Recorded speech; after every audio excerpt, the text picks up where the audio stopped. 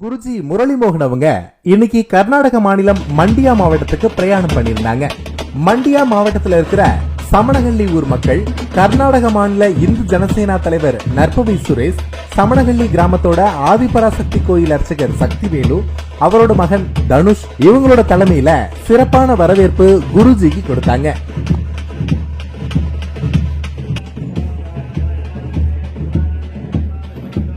அப்புறம் அங்க நடந்த ஆதிபராசக்தி கோயிலோட 10ஆம் வருட தர்மோத்சவ நிகழ்ச்சியில சிறப்பு விருந்தினரா கலந்துகிட்டு விழாவை துவக்கி வச்சாங்க நம்ம குருஜி முரளிமோகன் அவங்க.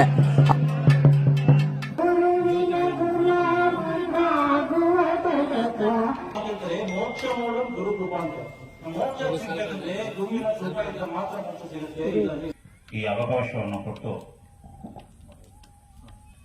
ಸ್ವಾಗತ ಮಾಡಿದ್ರು. அப்புறமா அந்த கோயில் தர்மகர்த்தா உள்ளிட்ட கோயில் நிர்வாகிகள், அதே மாதிரி அந்த ஊரை சேர்ந்த இளைஞர்கள் உட்பட பலர் தங்களை இந்து ஜனசேனால இணைச்சுக்கிட்டாங்க.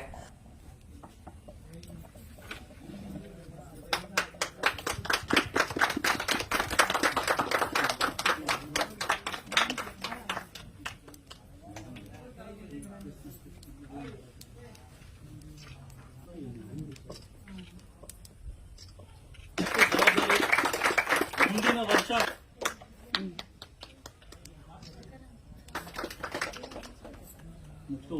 ನನಗೆ ಅಲಂಕಾರವನ್ನು ಮಾಡೋಕೆ ಅವ್ರಿಗೆ ಒಂದು ವಿದ್ಯೆ ಕಲಿಬೇಕು. ಸೊ 500 ಜನ ಅವರು ಇದ್ದಾರೆ. ಪ್ರತಿ ಶುಕ್ರವಾರ ಅಥವಾ ಪ್ರತಿ ವಾರ ಬೆಂಗಳೂರಿನಲ್ಲಿ ಕನ್ನಿಕಾ ಅಪಾರ್ಟ್ಮೆಂಟ್ ದೇವಸ್ಥಾನ ಮಲೇಶ್ವರ ವೇದರಾಸಲ್ಲಿ ಅವರ ನಾಮ.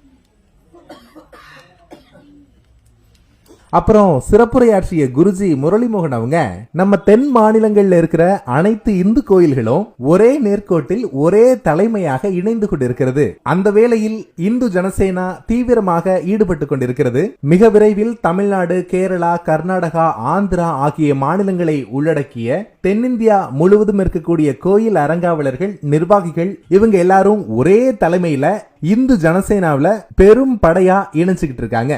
கூடிய சீக்கிரத்துல தமிழ்நாடு, கர்நாடகா, ஆந்திரா, கேரளா இந்த மாதிரியான மாநிலங்கள்ல இருக்கக்கூடிய எல்லா கோயில்களும் ஒன்றிணைஞ்சு மிகப்பெரிய சக்தியா இந்து ஜனசேனா வலுப்பெறும். இதுக்கு எல்லாரும் இணைஞ்சு பாடுபடணும் அப்படின்னு பேசினாங்க.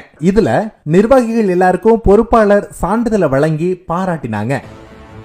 அப்பேற்பட்ட அடையாளமான ஆன்மீகத்தை அழித்து ஒழிக்க ஒரு கூட்டமும் கூடியிருக்கின்றது. அதை எதிர்த்து குரல் கொடுக்க வாருங்கள். இந்து ஜனசேனாவில் இணையுங்கள்.